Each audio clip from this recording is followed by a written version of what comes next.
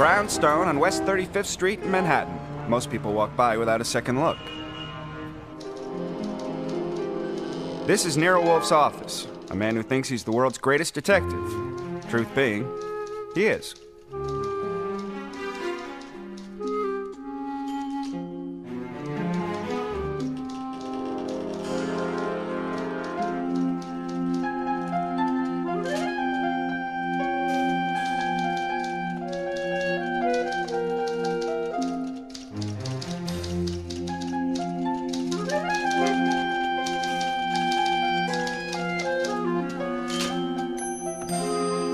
Wolfe is punctual, especially about meals. Breakfast at 8 in his room, lunch at 12:30, dinner at 6:30.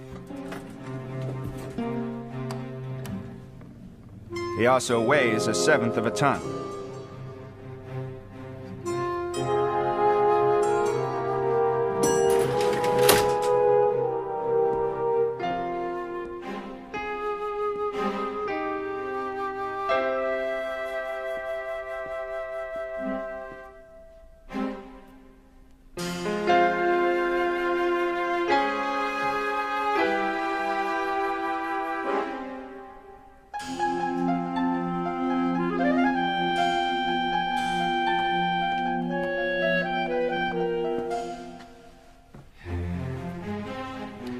Evening. Good evening.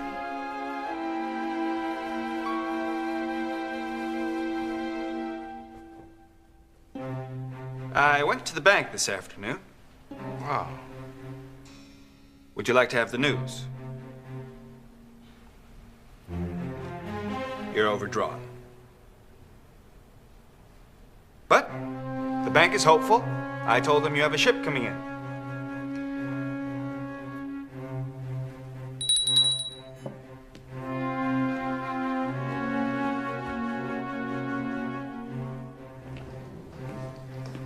Smells great, Fritz. What is it?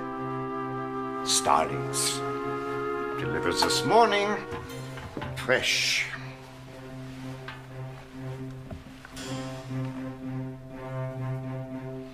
This is sage. No, sir. What do you mean, no, sir? I thought that you might like advance with saffron and tarragon. Remove it. No, you don't understand. This is... No, you did not consult me. To think that without warning, one of my favorite dishes has been radically altered is an unpleasant shock. It may possibly be edible, but I am no use to risk it. Just please dispose of it and bring me 4 coddled eggs and a piece of toast. Fritz! I'll take some.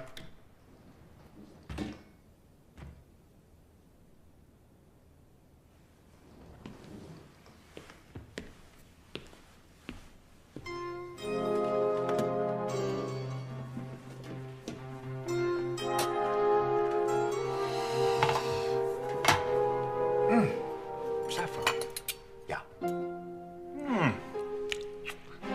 Really wonderful. Surprisingly a little fat. Thank you, sir. And there's a glaze or something. Oh, where'd you use that?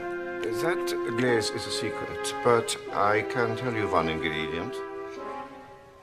Red currant. Red currant, yes. Yeah. And you like the saffron and tarragon? He doesn't know what he's missing. Thank you, sir.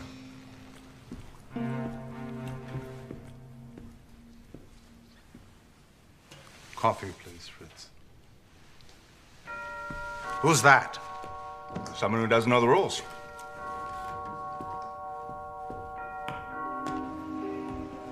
Wrong number. Guess again. You're actually a good one. I gotta see Nero Wolfe. What's your name? Pete. Pete. Got a last name, Pete. Drossos. And what do you want to see Mr. Wolfe about? I got a case. I'll tell him. Now, normally I would run the kid along. Sure, Pete. Come on in. But after Wolfe's childish performance with Fritz, I thought it would do him good to have another child to play with. Right in here.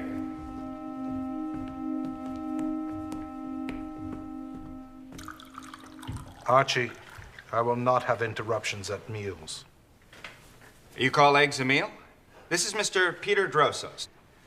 He wants to consult you about a case. I was going to tell him you were busy, but I remembered how sore you got at Fritz because he didn't consult you. I didn't want you to get sore at Pete because he didn't consult you either, so here he is. Sit down, Mr. Drossos. Ragging Wolfe is always a bit of a gamble.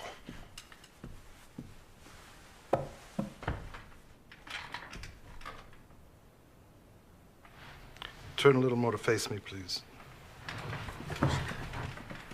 Thank you. You wish to consult me? Yeah, I got a case. I always welcome a case, but timing is a little unfortunate because Mr. Goodwin was going out this evening to see an important billiard match. Now, of course, he'll have to stay here to take down all that you say and all that I say. Happily. Like I said, always a gamble. All right, young Pete, fire away. Nah, I guess it's okay. I'm taking it down. But I gotta watch my head. This is strictly under the lid. If you mean it's confidential, certainly. Then I'll spill it. It happened about an hour ago. I was at the corner of 35th and 9th, working the white bracket. Please, what is the white bracket? You know when a car stops at the light? You, hop to it with the rag and start wiping the window. Yeah, well, anyway, this caddy stopped for the light. Well, the window was closed, so I couldn't hear her. But she worked her lips. Hell, get a cop. The guy stuck a gun in her ribs, and I got a license plate. Connecticut YY9432. May I see it, please? It's excellent. So what do you think of this case I got? Well, it seems a little hazy. Okay, look, the car was a dark gray 52 Caddy. The driver was a good looker. She had on big gold spiders for earrings. Spiders that legs stretched out like so, right? Pure gold. Pure gold, huh? Yeah, okay, it looked like pure gold. Well, anyway, these people, they had bucks. So I figured, if he kills her and I identify him, I can get the reward if I hang it on him. But that's when I decided I need to come see you because this case is too big for me to handle by myself. So I figured 50-50. What do you say? Archie, you have that license number? Call Mr. Kramer's office and give them that number. Say that you have information that that car or its operator may have been involved in a violation of the law in this city in the past hour and suggest a routine check.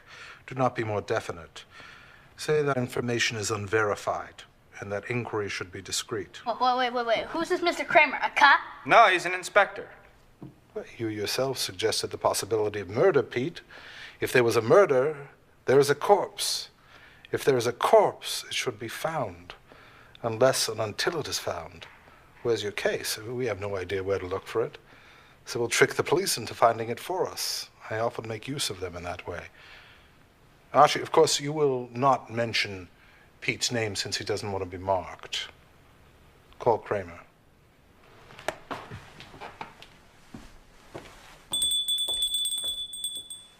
I called Manhattan Homicide. I couldn't reach Kramer, but I talked to Detective Pearlie Stebbins. I told him all about the case, and of course I didn't reveal the source. Excellent. Now your notebook. Excuse me, what time is it? Ah, yes, it's 4 minutes to 8. I gotta be home by 1:45. See you tomorrow.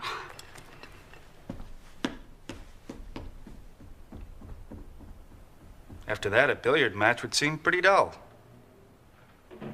But, might as well go. Beer, Fritz. Sir? The next afternoon, Wolfe was having a beer relapse. He was trying to cut down to 2 quarts a day, and it wasn't going very well.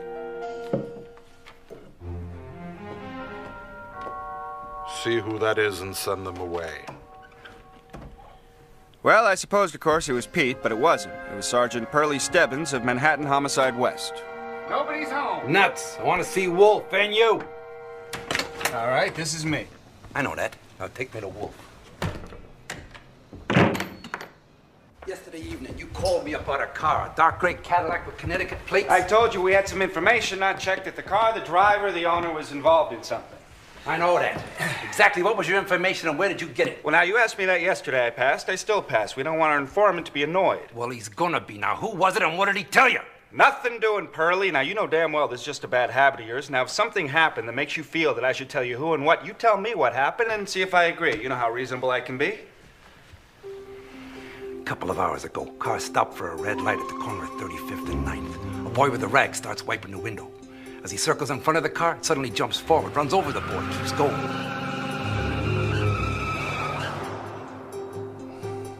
Driver was a man, alone. A couple of people agreed on the plates, Connecticut, YY9432. Said it was a dark gray Cadillac. Same car you called me about yesterday. The boy died in hospital shortly after the ambulance got him there.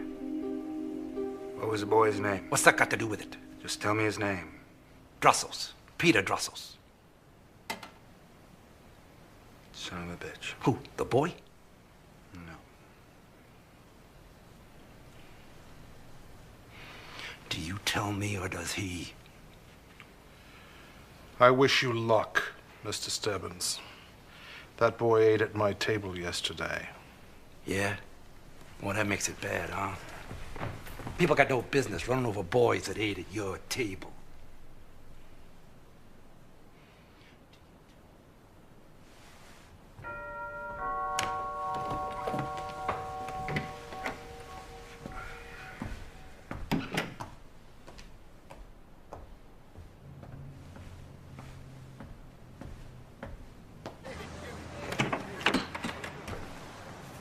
Can I help you, madam? Does Nero Wolfe live here? Yes. Do you think I could see him? I won't take long. My name is Mrs. Anthea Drossos. Yes, Mrs. Drossos.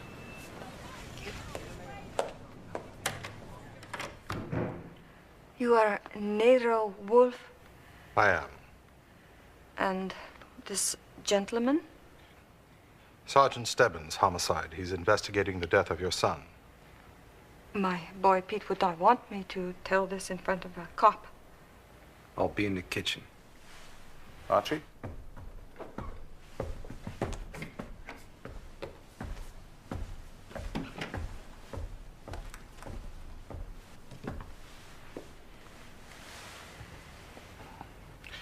Well, madam.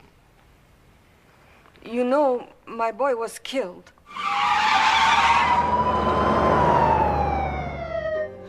Mom, I'm here, Pete. go to Mr. Wolfe. Tell him what happened. We're almost at the hospital. The can. The can where I keep my money. Give Mr. Wolfe the money. Hold on, Pete. Hold on. Tell him to find the guy that ran me down. Tell him to find. Tell him to find. Here is Pete's money. He made it himself. Do you understand? Yes, I understand. Archie? This way.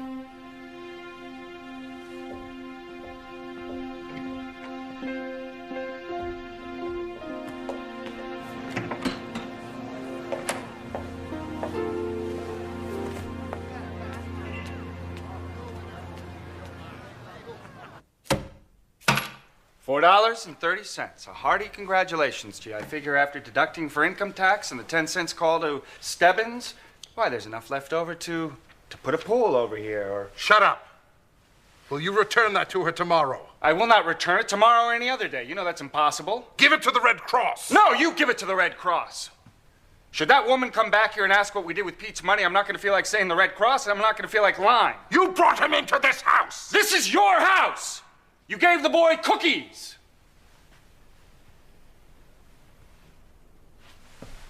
You ate a couple of the cookies. What? Nothing. I didn't have a damn single cookie.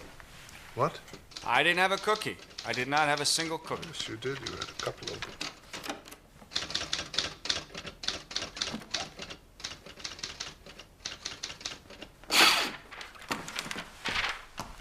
Well, he said it's not so much that you earn the money, but to feel like you've earned the money. So why don't we earn our money? Woman with spider earrings who on Tuesday at the corner of 9th and 35th Street silently asked a young boy to get the police. Please communicate with Nero Wolfe at the address in the phone book. There's enough money there to run an ad in the Mirror, and if not, I'll throw in a few bucks. I regard that as brilliant. We're using Pete's money for Pete. And since there's not a chance in a million there'll be a nibble, it won't expose you to any work or involvement. What do you say? Very well. Tell Cohen it has to appear in tonight's edition. Don't explain. It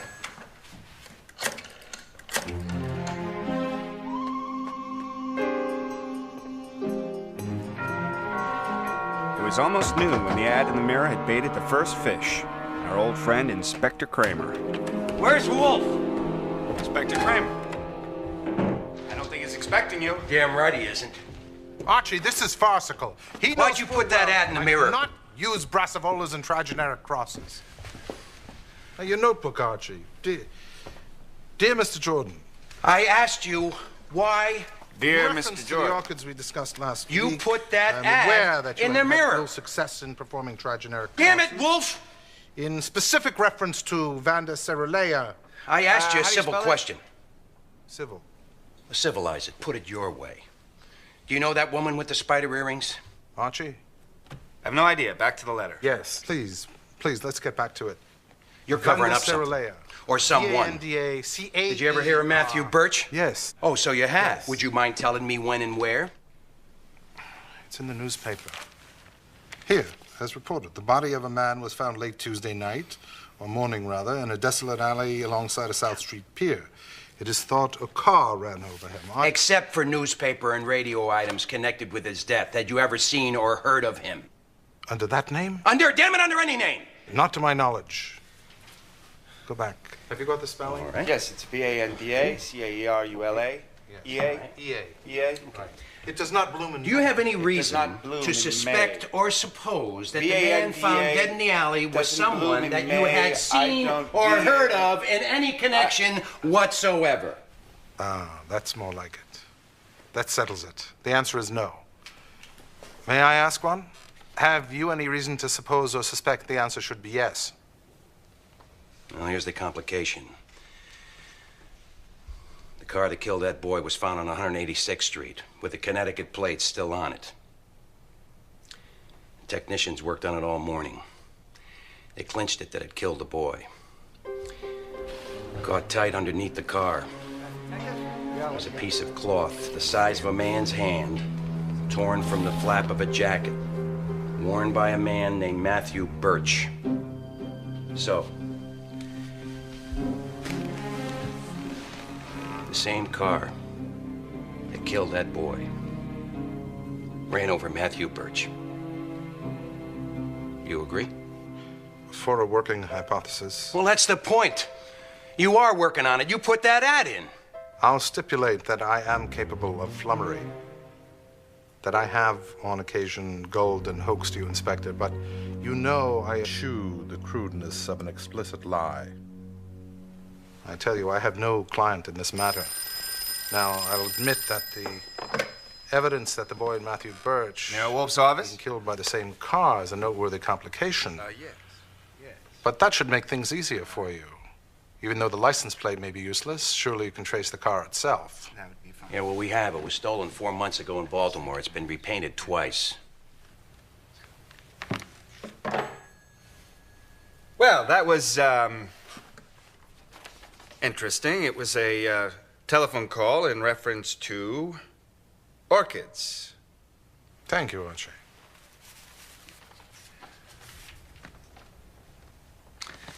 Okay. You know, I've never had any notion that you're a crude liar, Wolfe. I've never seen you be crude. No. Not crude. Nuts. Archie, I'm not happy with... Wait. The phone call. Hmm? It was a woman answering the ad. She wouldn't give her name. She made an appointment. It's lunch. She made an appointment 20 minutes from now. Archie, this is insufferable. So,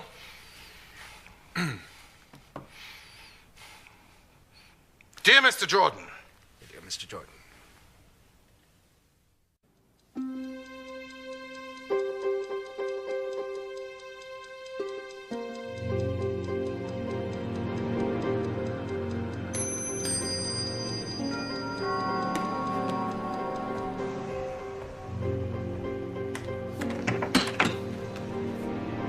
Mr. Wolfe? No, I'm Archie Goodwin, Mr. Wolfe's assistant. Right on the dot. I am usually punctual. What can I do for you, madam? This is a clipping of your advertisement, and this is a check made out to you for $500. May I see it, please? Not yet. It has my name on it. So I would guess. I want to ask you some things before I give you my name. What things? About the boy. The boy I asked to see a cop. I would like to see him. Will you arrange for me to see him? If you could just give me his name and address, I think that would be enough for the $500. Describe the boy. Describe the other occupants of the car. What time did it happen? What did the boy say? Exactly what did he do? As for your name, that is no longer in your discretion. Mr. Goodwin seizes your bag by force if necessary and examines its contents. If you complain, we are 2 to 1. Sit down, madam. I like eyes at a level. Sit down and we'll discuss it. But first, the name.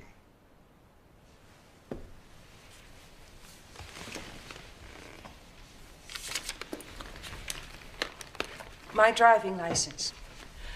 I am Mrs. Laura Fromm. I am a widow. My New York residence is... I've noted it. Do you still maintain you were driving the car and told the boy to get a cop? I do, most certainly. Then you're in a pickle. The police want to question you about a murder. Yesterday, a car ran over the boy and killed him intentionally. What are you saying? It was the same car, the one you professed to be driving when you spoke to the boy. I don't believe it. You will. The police will explain to you how they know it was the same car. There's no question about it, Mrs. Fromm. I am not assuming that you were driving the car that killed the boy, but I tell you, merely by being drawn to me by that advertisement and coming rigged in those earrings, you have put your foot in it. And if you stick to it that you were driving the car, you will have fully qualified as a feeble-minded donkey. I was not driving the car. That's better. Where were you Tuesday evening between 6:30 and 7? At an executive meeting for the aid to European refugees. And the following day, Wednesday? Where was I? Same time, 6:30 to 7. What has that got? Oh. That's when he was struck and killed. I was having tea with a friend. Friend's name, please. The friend's name is Paul Kuffner, my publicist.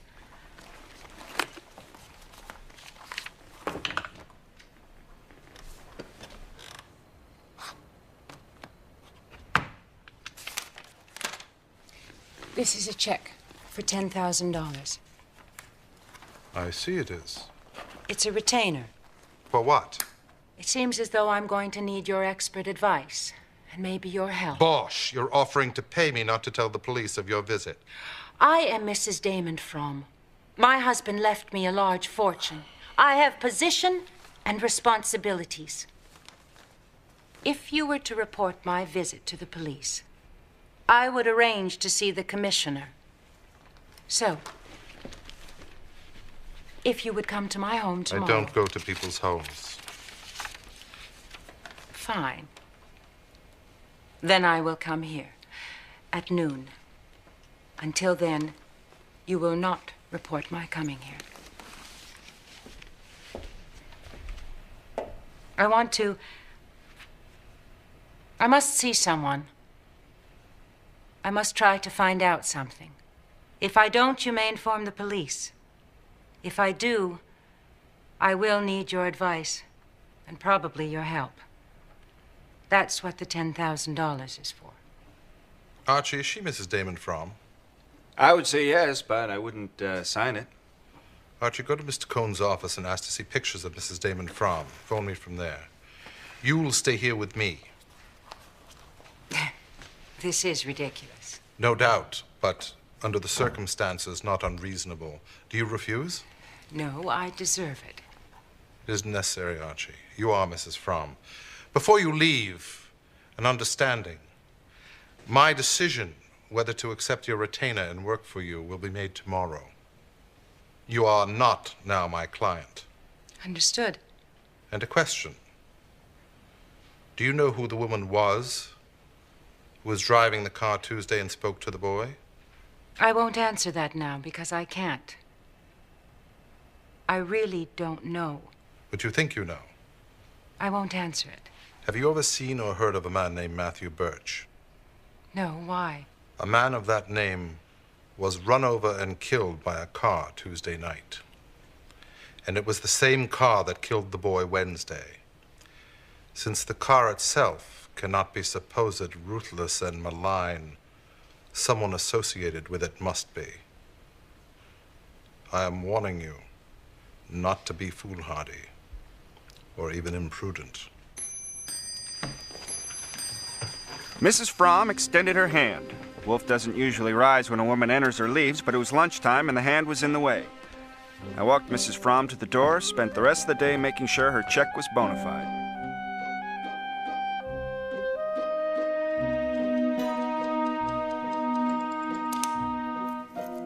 That woman is 18 minutes late, and I shall not permit this to interfere with my lunch. She must have heard you.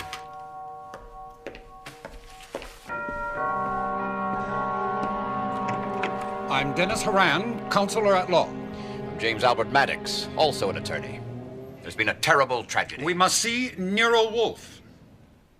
Mrs. Fromm's body was found an hour ago. She was apparently run over by an automobile. Is that the reason you've come to see me? Mrs. Fromm was a former friend and client. Not your client. I advised her. Badly. Perhaps it would be well for each of you to tell me, without interruption, to what extent and with what authority you represent Mrs. Fromm. I represent Mrs. Fromm. You do not. My firm is counsel to Mrs. Fromm. I am counsel for the Association of European Refugees. I am also the executor of Mrs. Fromm's estate. And in that capacity, Mr. Wolfe, I ask you formally, under what conditions and for what purpose did she give you a check for $10,000? I prefer not to tell you. Do you know the law, Mr. Wolfe? No. Then I suggest you seek advice. I can compel you to disgorge that check unless you can establish that Mrs. Fromm received value for it. I can't. She received nothing. But I intend to earn that money. How? By making sure her murderer is exposed and punished. That's ridiculous. We'll see. Am I correct, sir, in assuming that you are not demanding that I return the money Mrs. Fromm paid me? That depends. Tell me under what arrangement and for what purpose the check was made out, and I will consider the matter. No, sir, I will tell you nothing whatsoever of the conversation I had with Mrs. Fromm. Then you're withholding evidence. Phooey, I will report it to the police. In writing, signed. Archie? And why not to me? Because I'm not a simpleton. Because I have reason to think that the conversation that I had with Mrs. Fromm was one of the links in a chain that led to her death. And if that is so, the person most eager to know what she said to me is probably her murderer. Nonsense. I am not her murderer. That remains to be seen. This is a sham. You're not interested in finding the killer of my client? Excuse me. You're only interested in the $10,000. I'm going to replevy that money. Archie, call Inspector Kramer. Wait a minute. You're making a mistake, Wolfe. You say you want to investigate a murder, yet you have two of the people closest to Mrs. Fromm here in your office, and you chased one of them out. Bosch, will you describe fully and frankly the course and nature of your relations with Mrs. Fromm? Certainly not. If I send Mr. Goodwin to the office of the Association of European Refugees, will you instruct the staff to answer his questions fully and freely? No. Then I have little use for you. Archie, show Mr. Horan to the door. Counselor?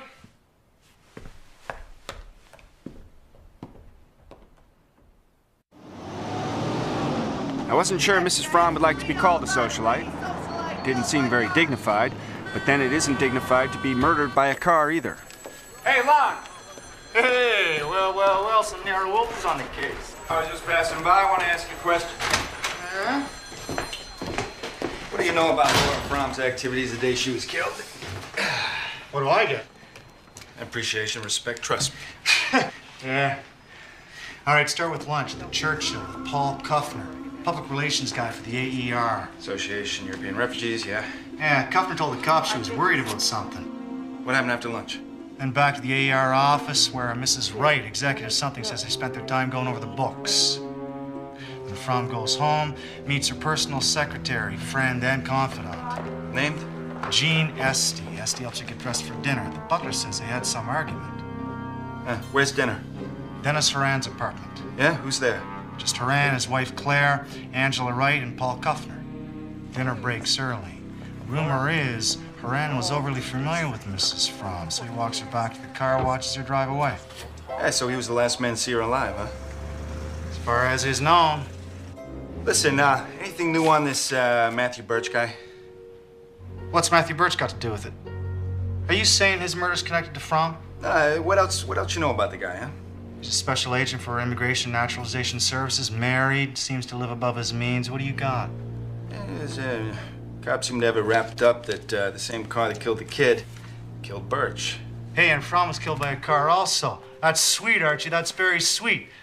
So who hired Nero Wolfe? Nope, not yet. Hey, what do you mean? Come on, come on. I promise you I'll give you an exclusive later. Hey, Archie. No. Tasting. Wasn't tasting, I was sampling. You must explain to me the difference someday. Inspector Kramer was here. Any blood flow? You have to ask him yourself. The top floor was devoted to Wolfe's second obsession, orchids. I can tell you. Wrong. Dendrobium. What information did you obtain from Mr. Cohen? Well, Miss Fromm had quite a busy social schedule. And so I told him. Wolfe sat there with eyes closed and nose twitching. With her publicist, Mr. Kuffner. And, when I finished, he held his pose for a long moment, absorbing everything. I think. Then, he opened his eyes. Kramer was here. Yes, so Fritz said. Yes, he was uncommonly offensive. He intimated that had I told him yesterday of Mrs. Fromm's visit, she would not have been killed. He was insufferable. How old is Jean Esty? Lon didn't specify. He thought young. I suppose under 30. Why? Is she comely? No data. Get her and bring her here. Get her and bring her here. Well, that's Nero Wolfe. How was I even going to get to see Jean Esty? I concocted and rejected 4 different plans. Yes? Yes, there seems to be some confusion about the flower arrangements for the funeral. I must consult with Miss Esty immediately. Mr. Goodwin is the name? This way, please. Thank you.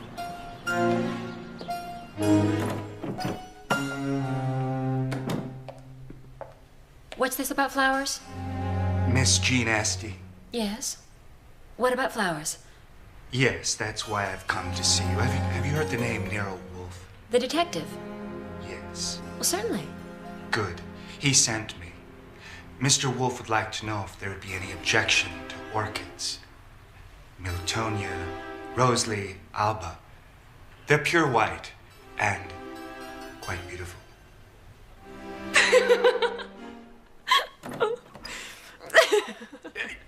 Grief. Grief. Quite accustomed. We have it under control. Thank you. Thank you. You see, what? What started me was the way you're dressed. Oh, it's grotesque. Yes, well, the costume merely got me in. Yes. Yes. I understand. Under false pretenses. And what for? Mr. Wolfe would like to invite you to dinner. Are you aware that Mrs. Fromm gave Mr. Wolfe a check for $10,000 yesterday? Yes, I handle her personal checking account. Ah, did she tell you what the check was for? No. Well, I can't tell you either. But I can tell you that Mr. Wolfe feels responsible for Mrs. Fromm and feels an obligation to investigate her death. Oh, the police are investigating it. Ah. 2 of them left here just a half an hour ago. Yes, the police. I'm sure they'll do a very fine job and they'll solve it. But if they don't, Mr. Wolfe will. Don't you want Mr. Wolfe to solve it? No, it doesn't matter what I want. Well, it matters to Mr. Wolfe, and that's why he's inviting you to dinner. Our offices are at 35th Street. We could be there in 15 minutes. Shall we go? I'll go now. Yes. Oh, no. Look, I may be in the middle of this mess, but I'm not going to say or do anything to make it worse than it already is. Now, I've been instructed... Ah, Miss Esty, there you I'm are. Archie Goodwin. I work for Nero Wolfe. I'm in disguise. I'm Paul Kuffner. I handle public relations for Mrs. Fromm, and I am not in disguise. I'm sorry to break in like this and take Miss Esty away, but there are urgent matters. Upstairs, please, Miss Esty. Pleasure to meet you, Mr. Goodwin. I've heard a great deal about you and Mr. Wolfe. Ah, Peckham. Mr. Goodwin is leaving. See him to the door, would you? It was a fine job. He could have said, "Get out of this house till I ask Miss Esty what you're trying to put over." But, no, sir. Gentlemen, Fritz has provided us with some lovely homemade cookies, in case any of you is interested. Napkins are provided. Hello, everyone. I'm a mortician. Saul, Fred, Ori? Saul, Fred, and Ori, our best freelance operatives, were waiting when I got back to the office. So you went to Miss Esty dressed as a mortician. Ah. This got me in. Unfortunately, Miss Esty, with the well-timed help of a Paul Kuffner, refused your dinner invitation. You don't look very alert. Huh.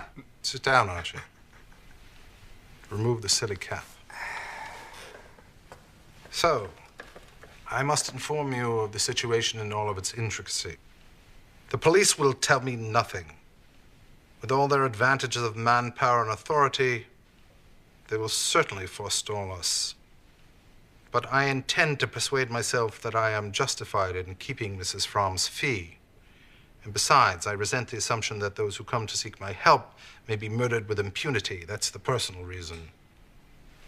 We'll get the bastard. I doubt it, Fred. But we will try. There are dozens of possible approaches to the problem. So, Saul, tell me, where do you want to start? I'd kind of like to start with that AER place, that refugee joint. Mrs. Fromm's organization. Why? Because they're interested in refugees, and Birch used to be with the Immigration Naturalization Service. And that's the one connection I can see between Birch and Mrs. Fromm. Very well. Take $200 in expenses. But a displaced person would not be lavish. Yeah, I know that. I'll start with the spider earrings. Not that I've seen any. How big were they? Archie? Like so. Like so. Were they gold? I think they were gold, but don't quote me. Very well, Archie. Give Ori $100. What about you, Fred? Where do you start? The earrings. No, they're covered. Has anyone a suggestion for Fred? We'll think of something. Let's try this. I assume that on Tuesday afternoon, when the woman driver stopped at the corner and told the boy Pete to get a cop, that the man in the car with her was Matthew Birch. What? I don't get that, Mr. Wolfe. Good, then it probably hasn't occurred to the police. Now, I admit that this is extremely tenuous. But later that night, the same car ran over and killed Matthew Birch in a place and manner indicating that it had carried him to the spot. Therefore, since Birch was in the car late in the evening, why not assume that he was in the car early in the evening? Well, because the assumption would be that the man that ran the car with the boy on Wednesday was the same guy who was in the car with the woman on Tuesday. Yeah, because whoever he was, he knew the boy could identify him. Yeah, right, and it couldn't have been Birch because by Wednesday, Birch was dead. That's probably what the police assume. It sounds logical. Fred, you will proceed on my assumption that Birch was in the car with the woman. Try either to validate it or disprove it. Archie will supply you with a photograph of Birch. Archie, can you get photographs of everyone involved? Tomorrow. Do so. And then there's something I want you to do. Thank you, gentlemen. Archie will coordinate your efforts.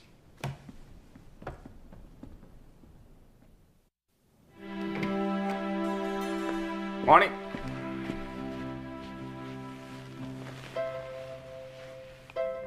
Have you any questions about the instructions I gave you last night? One. It's clear enough as far as it goes, but what am I after? You're stirring them up. You're turning a tiger loose in a crowd. Or if that's too bombastic, a mouse. How will they take it? Will they tell the police? If so, which one are ones? Sure. I see the possibilities. Is there a specific item I should retrieve? No, none.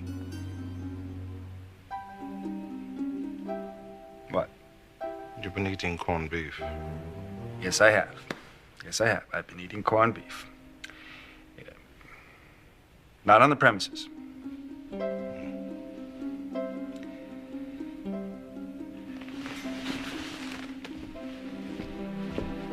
Well, no costume today. Representing Nero Wolfe. Yes, but not exactly. Oh? I'm here on my own. On your own. But don't you work for Nero Wolfe? I like to get work for me, too, when I get a chance. Read the other side. You discuss what Mrs. Fromm told Mr. Wolfe. Yes. That's exactly what I want to talk with you about, but just between you and me. I don't understand. Oh, you soon will. You see, I was present during the talk that Mrs. Fromm had with Mr. Wolfe. I remember all of it. I have a very good memory. I could recite it to you word for word, or mighty close to it. Well? Well, I think you'd appreciate hearing what that talk was. I have reason to believe that you would find it most interesting, and I will recite it to you word for word for $5,000. Oh! Now, I don't expect you to have that kind of money right now. You can pay me this afternoon, but I must be paid in advance. This is incredible. Why on earth should I pay you 5 cents to hear about that talk, let alone $5,000? Why? Well, that would be telling, wouldn't it? After you pay and I deliver, you may or may not decide whether you got your money's worth. And what if I told Mr. Wolfe about your offer? I'd say you're a liar. He trusts me. I'd simply say you were a dirty liar. Well, I suppose I should be insulted and indignant, but I'm too shocked. I didn't know you were a common skunk. You should go. Yes, well, think about the offer. I'm looking for a Mrs. Moran. Thank you, sir. Just across the street. Mrs. Horan. Do I know you? Do we know each other? Quiet, darling. Do I? Not exactly. But we're about to meet. Oh, a detective. Working with Nero Wolfe. For Nero Wolfe. Have you heard of him? Oh, yes. My husband saw him the other day. What day was it? I'm not sure. If you're looking for him. No, Mrs. Horan, actually. Turn the card over. To discuss what Mrs. Fromm... with me? Why would I be interested? Oh, Mrs. Fromm visited Mr. Wolfe, and Mrs. Fromm? I was present throughout their conversation. She tried to help all those people. Their entire conversation. You see, I heard everything that was said, and to satisfy your curiosity, I will tell you for $5,000, and I will pay it back the day it rains up instead of down. How about that? What an amusing idea. Yes. Raining up instead of down. Yes. Would it be raining from the clouds up or up from the ground to the clouds? Well, either, actually. I think I like it better raining up from the ground. Ah, well, we're not really talking about the rain, are we, Mrs. Horan? You see, I'm willing to sell you some information about what Mrs. Fromm might have said to Mr. Wolfe. But why would that interest me? Oh, I see. You mean she told him something awful about me. That doesn't surprise me any. What was it?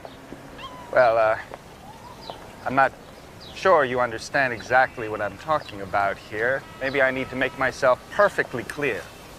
First, you give me the money, then I give you the facts. See? Do you know what I think, Mr. Goodwin? No, I do not. I think you're much too fine a person to use these kind of tactics to stir up my curiosity.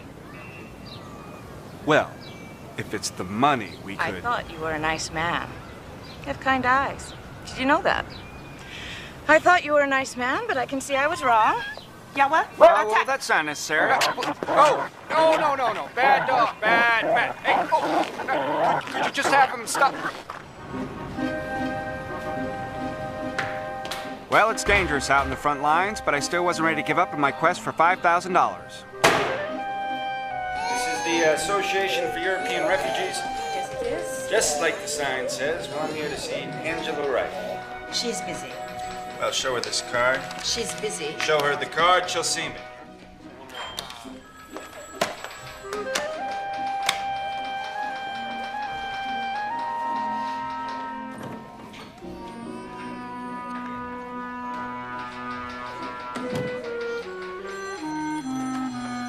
Mrs. Wright will see you, corner office. I told you so. You're next, Mr. Heim.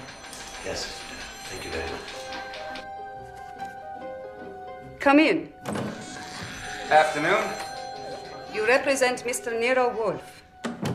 I suppose you're a detective also. Well, actually, Are you trying to solve her murder? Well, actually, what I'd like to do is I'd like I to... can't see why anyone would wish Mrs. Fromm dead. Yes. No matter how overbearing she could be. She was doing such humanitarian work. She certainly was. You know, the EA is a private organization supported by wonderful people like Mrs. Fromm, which helps immigrants to find jobs and provides legal and financial assistance. Yes, that's very touching. If it were not for Mrs. Fromm, I might never have been able to come here. Oh. What a tragedy her death is. Terrible, terrible tragedy, yes. So, how can I help you? Well, are you aware that Mrs. Fromm visited Mr. Wolfe the day she was killed? Murdered? No, I didn't know that.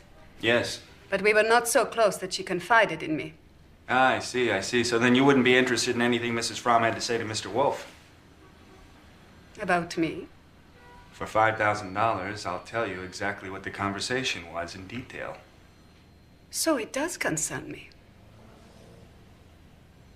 Sit down, Mr. Goodwin. Perhaps we can arrange something. I'm sure we can. Shall we put your offer in writing? You take me for a sap. A zap? For a fool.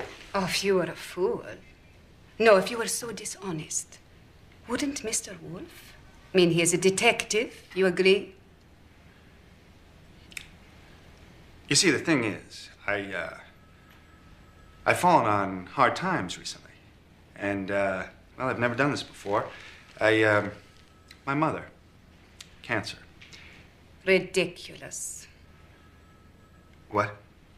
Ridiculous.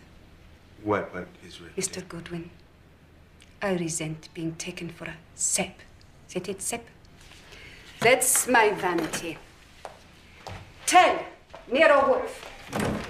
Tell him my mind being underrated by him. And tell him that I think he is a sap. For thinking he can fool me with such a crude trick. But, Miss Wright, Yes, Mr. Goodwin. Good luck to all of you. After Angela Wright, I had one more offer to make. Paul Kuffner. But I called Wolfe to report. Archie, come home at once. Mr. Kuffner is here, and I want to see you.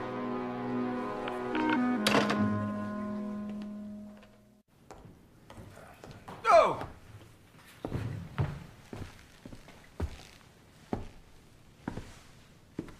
Don't sit there, Archie. Your right to sit at that desk is suspended. Move, please, move. Mr. Kuffner has a shocking accusation. Sit there. Mr. Kuffner. A woman I trust says that you offered to tell her about the conversation Mrs. Fromm had with Mr. Wolfe if she would first pay you $5,000 in cash.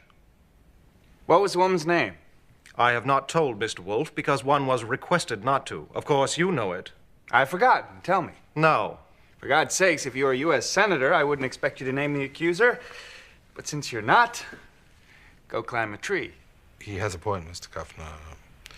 Anonymous accusations are in questionable taste. You should name her. I was asked not to. Then I'm afraid we're at an impasse. May I smoke? No.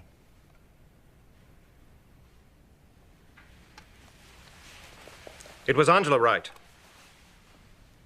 Archie, did you make Angela Wright such a proposal as described by Mr. Kuffner?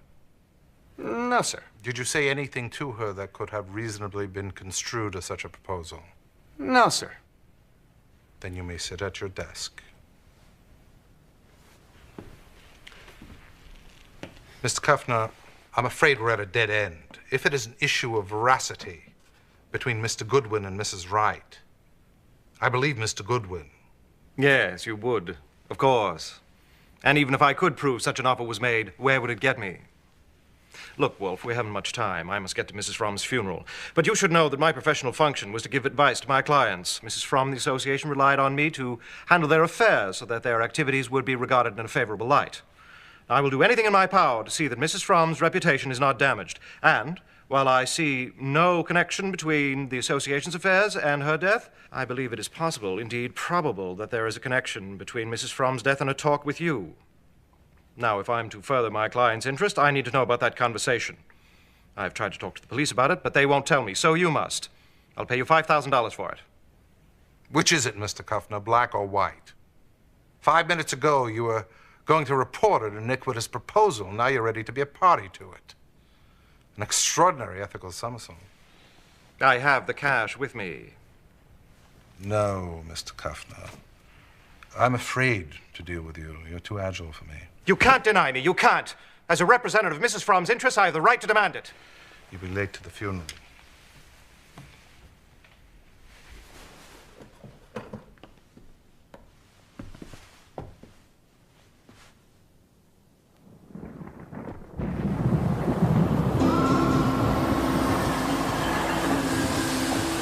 Laurie had used his connections in the jewelry trade to locate a store on 46th Street where the Golden Spider earrings had been displayed in the window.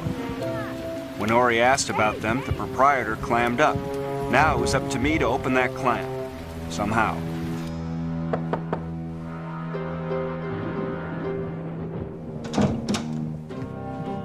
Who's it, Irving? I don't know, Papa.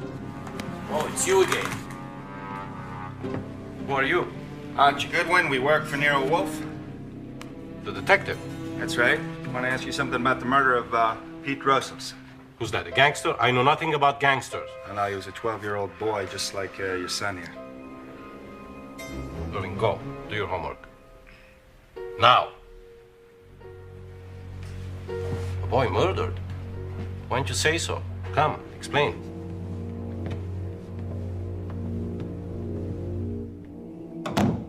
I still don't understand why this boy was killed. And by the same car. So you want what? Want to know who bought those earrings? Those spiders? That's right. One of a kind. I gave her a good price. Yeah, how'd she pay? By check. By check? What was the signature? The name? Yeah. It was the woman who was murdered. Laura Fromm. Ah, Laura Fromm. You've been most helpful. Thank you. We're back. We tracked down the earrings. Guess who bought them? Mrs. Damon Fromm. You knew? No, Ori. I was asked to guess. Now I know. Good work, Ori. Saul phoned. He started something, but he's not sure what. Yes, I know. I told you I saw him at the association office. Yes. He calls himself Leopold Heim. Under that name, he has taken a cheap hotel on First Avenue. After you left the association office, he had a brief talk with Angela Wright. Who referred you to our organization? Special Agent of Immigration and Naturalization. It was Birch, Mr. Matthew Birch. Oh, really? Mr. Birch is dead. Dead? Oh, I'm sorry, I didn't know. A few weeks ago, he told me to come here, so here I am. You entered the country illegal. Well, yes and no. Yes. I was told this association would be able to help people like me. The association cannot be an accessory to a violation of the law. No, I understand. No, of course not. I don't know what I should do. Consult with a lawyer. A lawyer? I don't know any lawyers. Here is a lawyer you can trust. Dennis Horan. No money. He works for the association. It's a service. A service. It's very kind. Thank you very much. I appreciate it. Saul went to Haran's office and told him of his plight. Mr. Heim, you have a very big problem. Many people like you come to me every day, but I'm only able to help a very few. However, there may be a solution to this mess. Where can you be found? Hotel. The Hotel Duval in room 312. Go to your room and wait. I go. Tonight. Wait. This evening. This evening. Thank you, sir. Thank you. I really appreciate it very much. Thank you. So Saul went back to the hotel. At 8 p.m., he had a caller. Just a second, please. Just 1 minute. Please. Yes, come in. The door is open. You Heim? Who are you? I'm here to help you. What do you mean? How are you going to help me? I'm aware of your predicament, and I sympathize. But don't worry. You want help, don't you? Yes, I need help. Of course I do. You're illegal. Illegal? Well, in a manner of speaking. That means the FBI and the police have to be dealt with. It's going to be costly. So you want how much? $10,000. What? $10,000? No, but for what is it, $10,000? To prevent any kind of exposure or harassment. No, you don't understand. I have nothing. $10,000 is a ridiculous amount. You can do it by the month, by the week, a little bit here, a little bit there. I see, for a little bit from the week and the month. Yes, I could. And the papers are then good, yes? Guaranteed. Remember, any attempt to alter this arrangement would be disastrous. Sleep on it. I'll be back. Sure. Sir, I want to thank you. I appreciate very much your helping me.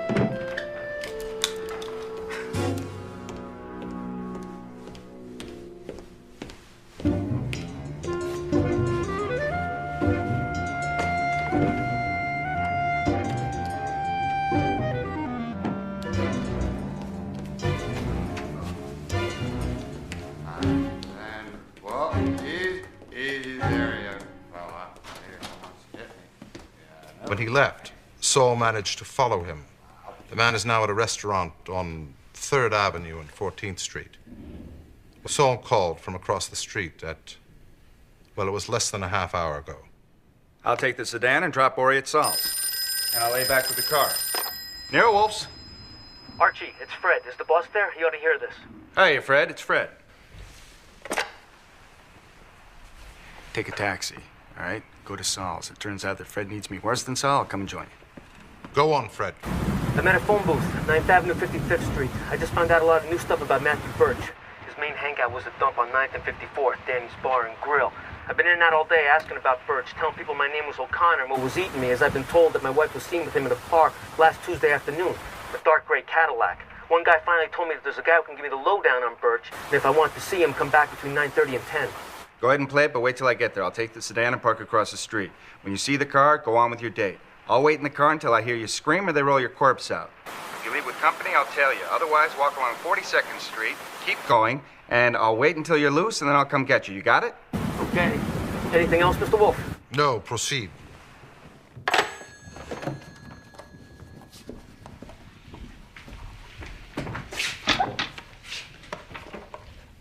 You know I dislike guns. So do I, except in situations where I might get knifed, plugged, or shoved off a building.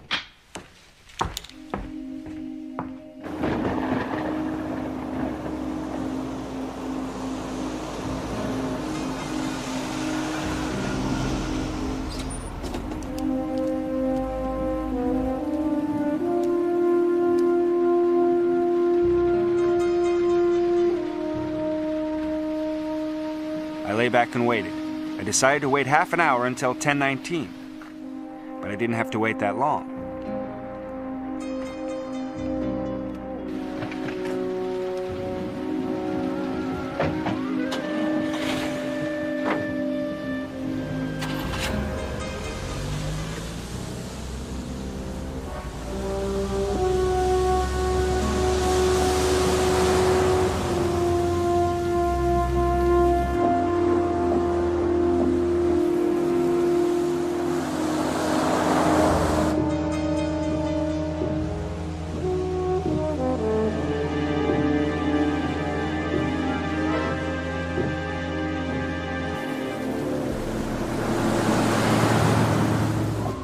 driver didn't spot me tailing him, but he drove kind of fast, a little too fast for a night when the rain was starting to come down harder and harder.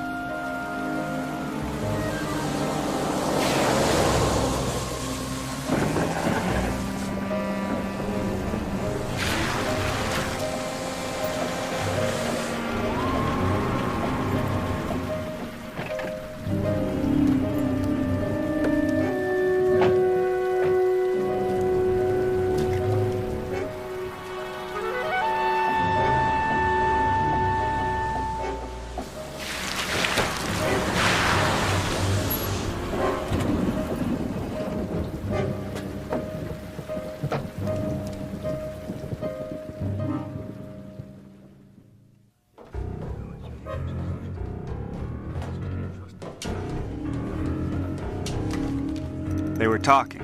I couldn't make out what they were saying, so I looked for a better vantage point. Get up.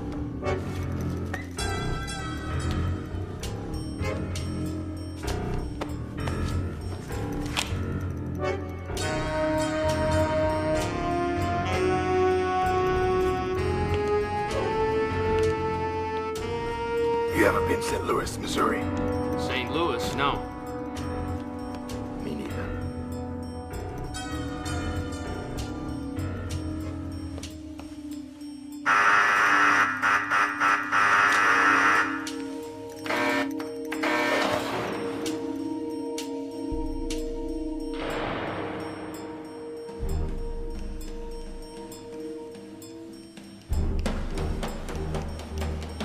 I hear they got alligators there. Hello, Mort. Low lips. We've been waiting for you. Is he clean? Yeah, but he had an S&W under his arm. What's this about your wife and Matthew Birch? Someone said they saw her with him. I think she's cheating on me. You know Matt Birch? Me? Birch? No. But she must have known him. I guess so. Check his papers. I gotta tell you, my name's not O'Connor. No, it's Durkin. See, the reason Shut I up. was just... Archie. Private Dick, huh? Who you working for? Myself. Even a private dick has a personal life. My wife, you know... Shut up. Sit down. Archie. The big white guy. His lips. I followed him from the hotel. Where's Ori? Ori's upstairs. He's watching our back. What do you got for me here, Mort?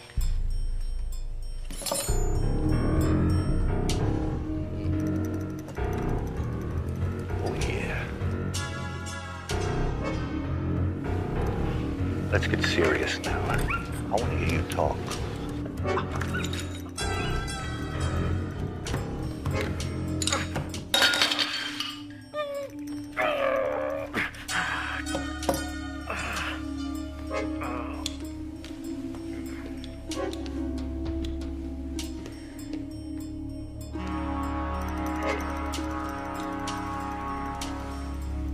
Get up.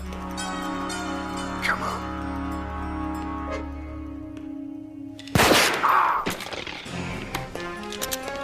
Back up. Be nice. Does it hurt? Good, good. Get some rope, boys. Tie 'em up. In less than a minute, the thugs were all trussed up, so I looked through their wallets. They were Lips Egan and Mortimer Irvin. And the last entry is Leopold Heim, me. What do you think? A little blackmail? So that's it. Jeez, there must be 1,000 names in this book. Each one paid 10 grand. That's 10 million bucks. Quite a racket, fellas. Do you care to comment? You know, I ought to explain, shouldn't I? I should explain. Yeah. We work for Nero Wolfe, and we disapprove of blackmail, but that's not what we're working on. We're working on a murder. Or should I say 3 murders. So, if I ask you about your racket, it's to get at a murder. See? For instance, was Matthew Birch in with you on this? Ow! Ow! You lousy little rat! Now that that's out of your system, you feel better? Another thing, how much of the cut of the dough was yours and who got the rest? What dough? What dough? Huh. Who gave you the tip on Leopold Heim? Nobody. Tough character. He's very tough, Archie. Let me do a little crisscross on him. Yeah, get his arms. All right. Hey, Fred, move him. Come on. All right, here we go.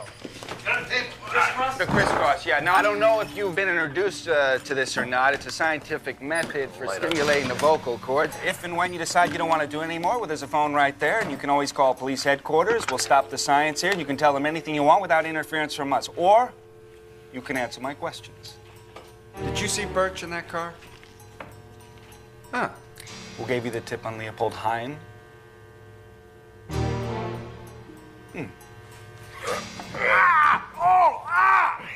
Who's the boss of your racket? Birch is. It was. All right, now we're getting somewhere. Now, did you see Birch in the car with a woman last Tuesday afternoon? What woman? What woman? You know, this hurts me more than hurts you. All right, let up. I saw them together, yeah. You saw them together in Birch's car? I don't know whose car it was. Huh? Who's the woman? I don't know her either. All right, who was driving the car? Was Birch driving the car? No, that's what surprised me. She was. Birch wasn't the type of guy to let a dame do the driving. Who gave you the tip on Leopold Heim? I don't know. Oh, no, come on, I'm telling the truth. I got leads in two ways, from Birch and from some woman. What woman? I don't know. Well, how do you know it wasn't a trap? She uses a password. A password, huh? What was the password? Send the spider to the fly. Send the spider to the fly. Spider earrings. Yeah, spider earrings. Hey, very good, Fred. Very, very good. And what number did you call her at? Oh, I never called her. No, she called me. Birch was the contact.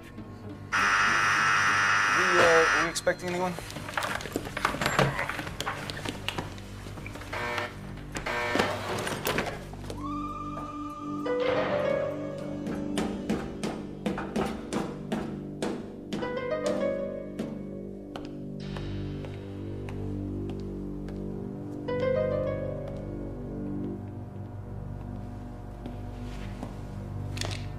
Well, hello there. Hello, Ori. Good to see you. Just in time. Thanks. Come on in. Oh, that hurts. That hurts, huh? Yeah, well, we're very serious here. Got the name of an ambulance if you'd like. Yes, it is serious. Serious enough to finish you, Goodwin.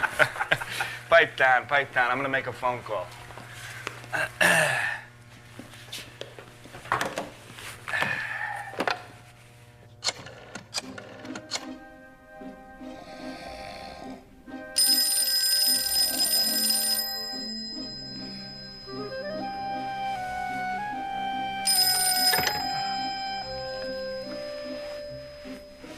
Nero Wolfe.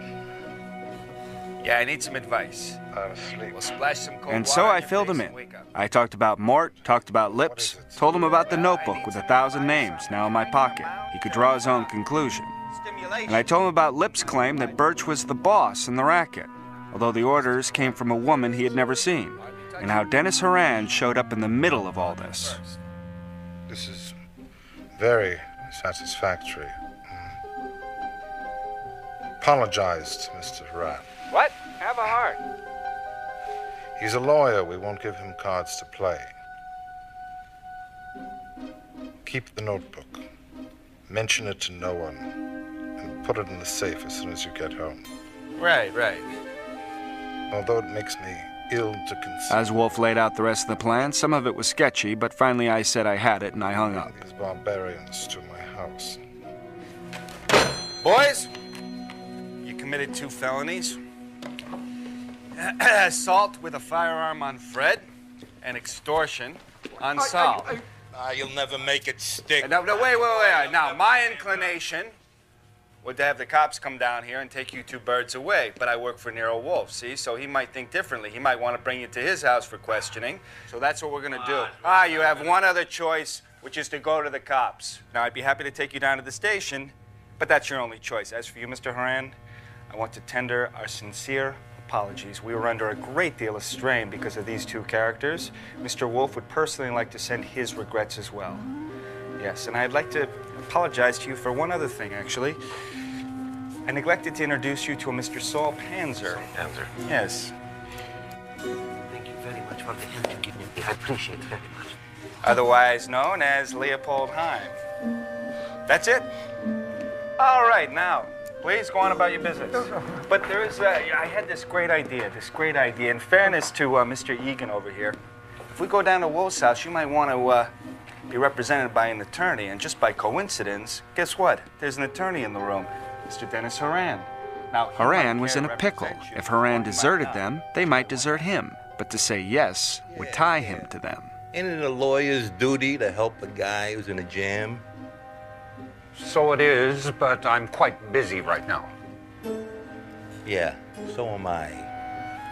Of course. Very well, I'll see what I can do. We'll have to have a talk. All right, let's go, boys. Hey, bring those pliers for a souvenir, Fred. Good morning. Good morning. Hey, take it easy, Fred. Don't kill anybody, all right? How'd everything go? Oh! Good. I took over Fred about 5:30. Fred, you awake? I'm gonna get a coffee. Did you sleep well? Oh, thank you. This is insufferable. Well, then don't suffer it. I told you many times you could leave any point you want. How about us? For you, deluxe accommodations. Your tie is crooked.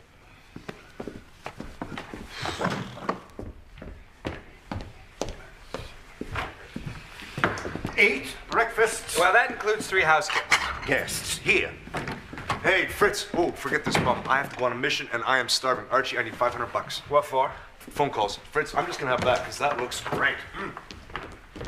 I knew it would be useless for me to guess what Wolfe had in mind for Ori, and I knew it would be useless to ask.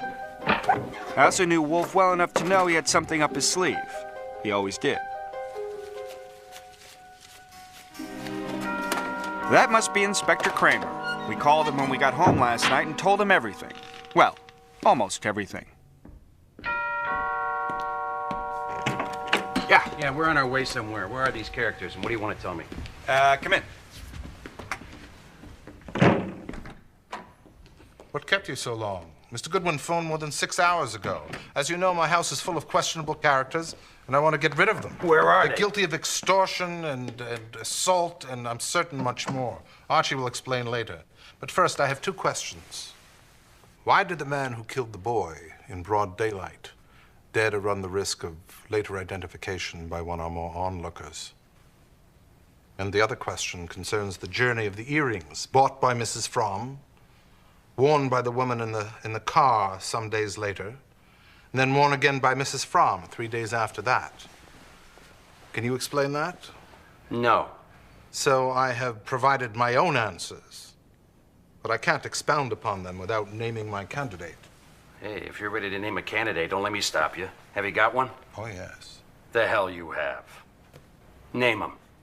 The question was, have I a candidate? Not am I ready to nominate. I may be in an hour, in a week, but not now. What is it, Fred? Yes, sir. Haram wants to speak with you. Now. Urgent. This man, Haran, is a hyena, and he irritates me. Why don't you talk to him? Bring him in. I think I've seen you work all the dodges there are, Wolfe, but this one takes the cake. And I don't get it.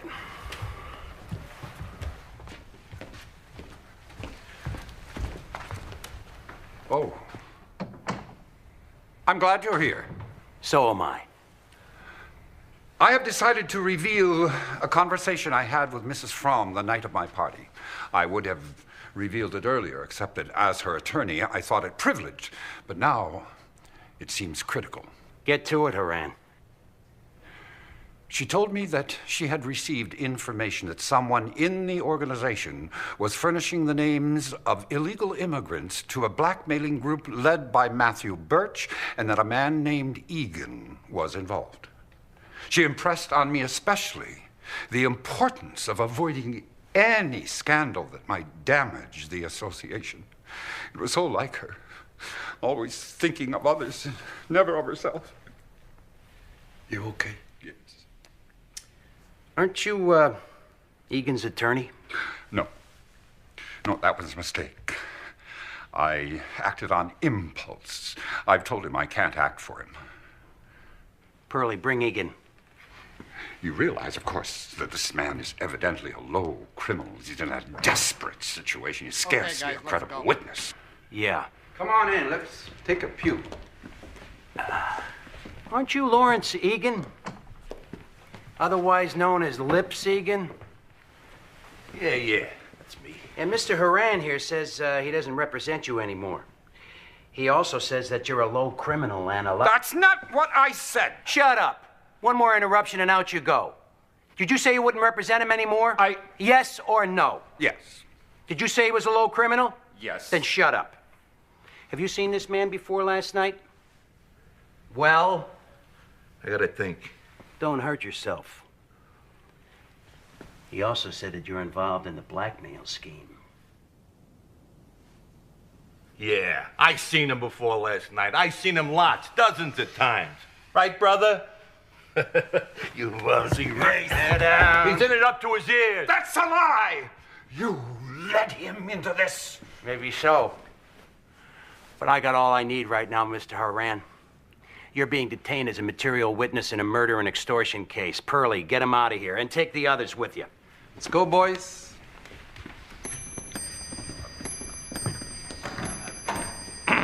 It's 9 o'clock. My orchids. You mean you're gonna leave when... When what? You've got this wretch cornered, and you're clawing away at him to get at another wretch, that unspeakable Haran. I'm not after blackmailers. I'm after a murderer. You can deal with them just as effectively elsewhere. You bet I can. And I'm gonna take your men with me. All 4 of them. You may have 3 of them, but not Mr. Cather. He's not here. Where is he? I want him. You can't have him. He's on an errand. Haven't I given you enough for one morning? Archie, do you remember where Ori has gone? Couldn't remember to save me. Good, don't try. And the truth was, I didn't have the smallest idea where Ori was.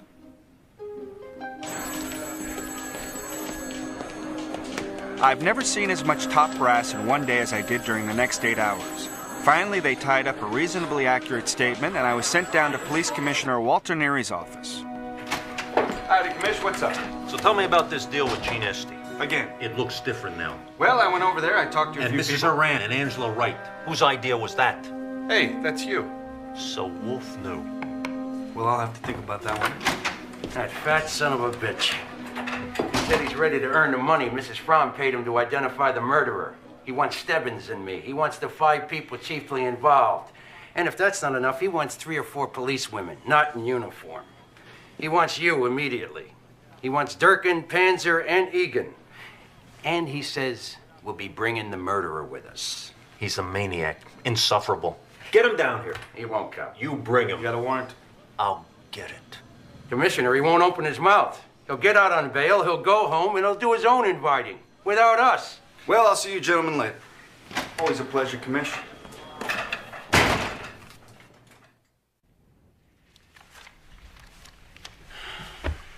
Would someone please tell me what this is all about? I'm Inspector Kramer, New York Homicide. I want you to understand that this is official, only up to a point. You were brought here by the police department with the approval of the DA. I'm done with you. But now, Nero Wolfe will proceed on his own. I want you to understand that he has no authority to insist on any answers to any questions he may ask. You understand that?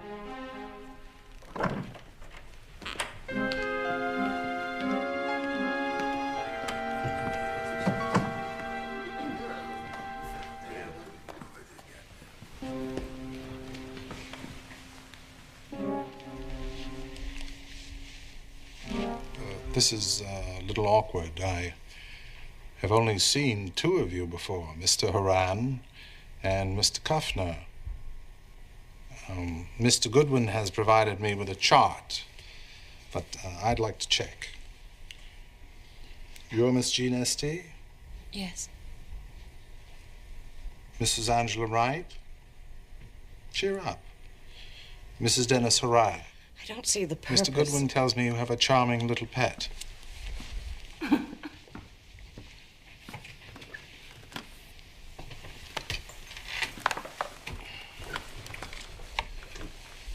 Thank you all for coming.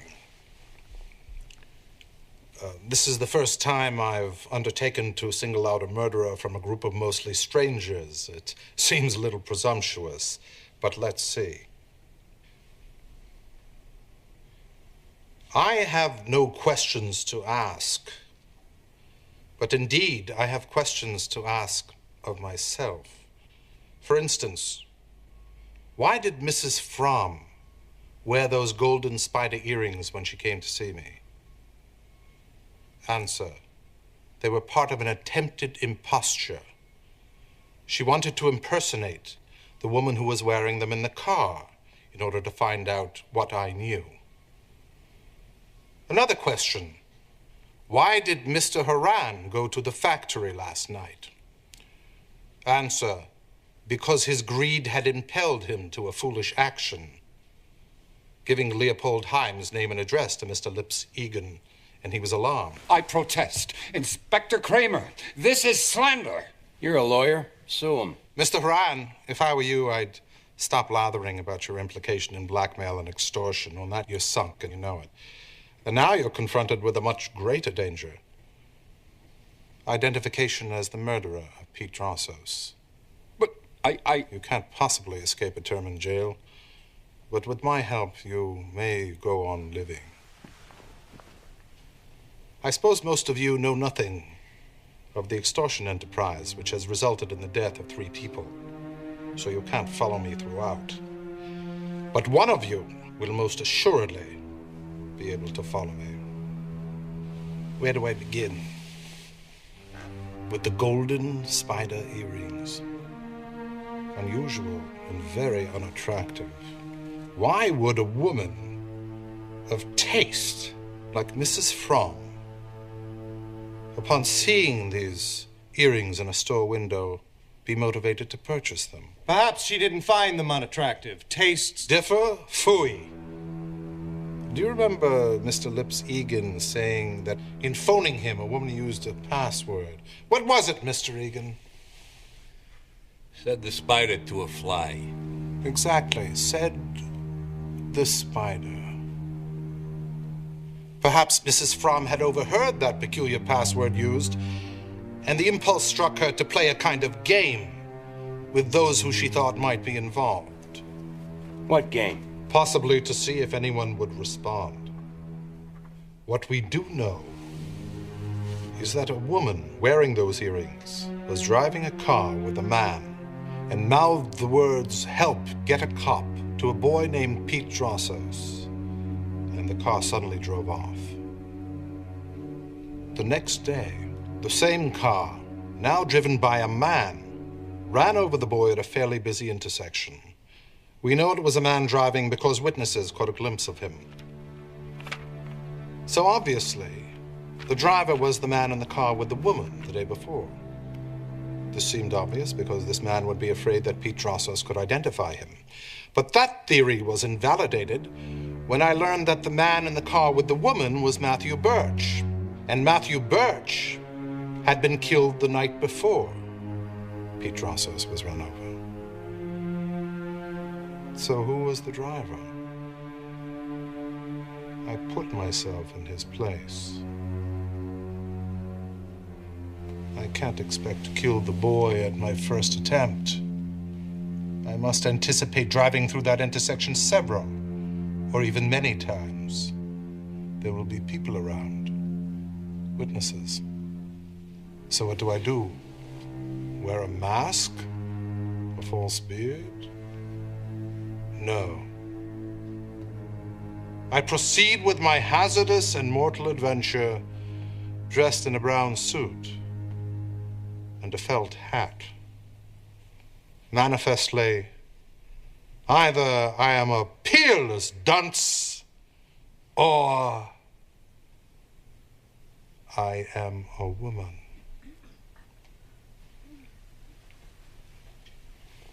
Let's say, hypothetically, I am a woman. For if I am a woman, many of the complexities disappear, since most of the roles now become mine. I am, let us say, involved in the blackmailing project. I may even direct it. Mrs. Fromm catches wind of it. She becomes suspicious. She asks me guarded questions. She even gives me the spider earrings as a gift to provoke a reaction. I tell Matthew Birch, one of my accomplices, about Mrs. Fromm's suspicions. He insists upon meeting me. He has me drive his car, which is unusual. He suddenly produces a gun and orders me to drive somewhere. Whatever the cause of his hostility, I know his character. I fear for my life. At a corner, the car stops. A boy approaches to wipe my window. His face is close to mine. I mouth the words, "Help, get a cop." Birch prods me and we go. I recover from my panic. Somewhere, sometime, I catch him off guard and attack. I disable him, but I do not shoot him.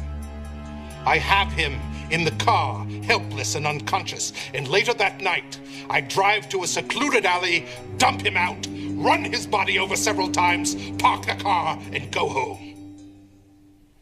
I could make up this story. Show me the proof. I intend to.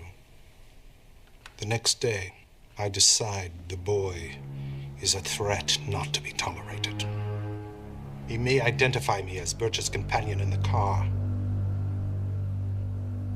So that afternoon, dressed as a man, I get the car from where I parked it and dispatch the boy, ending that possibility. Proof. Proof. Where's the proof? Mrs. Fromm was going to the Haran's apartment for dinner that night. I found her car parked nearby. I hid on the floor behind the front seat, armed with a tire wrench. Haran came down with her, but... Hold it! Hold it! I got him here, but there's a limit. Give me a fact, or we're through. Archie, let them in, please.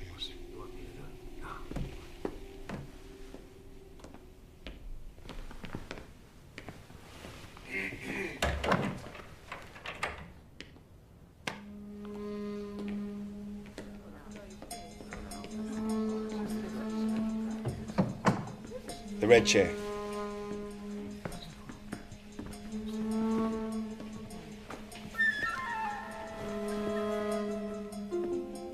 My name is Nero Wolfe. What is your business, Mr. Levine? I'm a partner in B&S Levine. The S is for Sidney, my brother. And the business? A clothing store, men's clothing, on Fillmore Street in Brooklyn. Why are you here? Well, there was this phone call at the store, and a man said that his wife had bought for him a felt hat and a brown suit last week, and did we remember about it? And I said, sure. And he said to make sure what I described, and I did. And then, what happened? Then he talked me into coming here. What a talker that man is. A salesman he should be. I want to know about the woman who bought the brown suit and the felt hat. She's here. I saw her as soon as I sat down.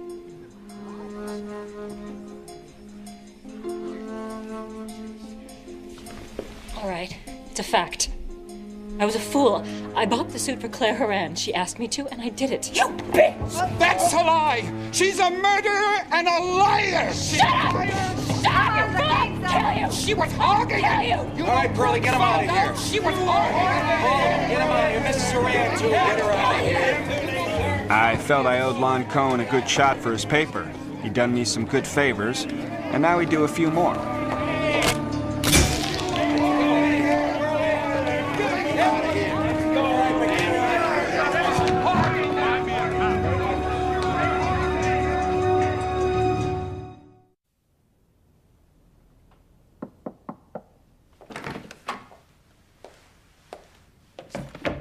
He said he wanted to see me?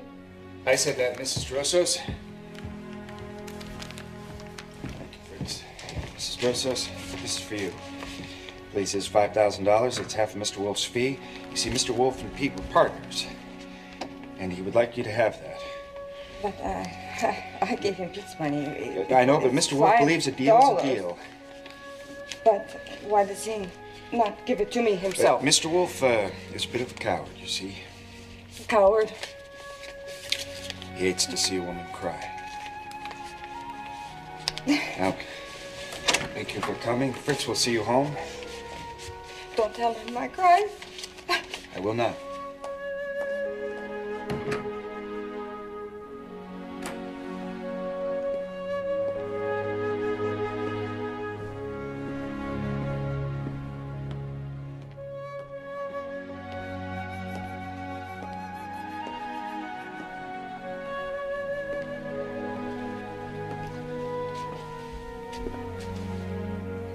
Well, I gave her half of Mrs. Fromm's fee.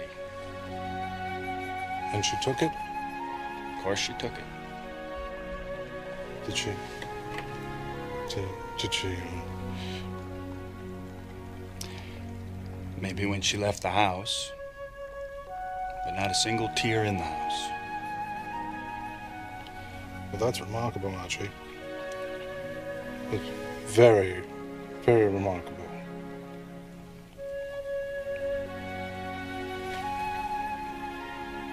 Remarkable.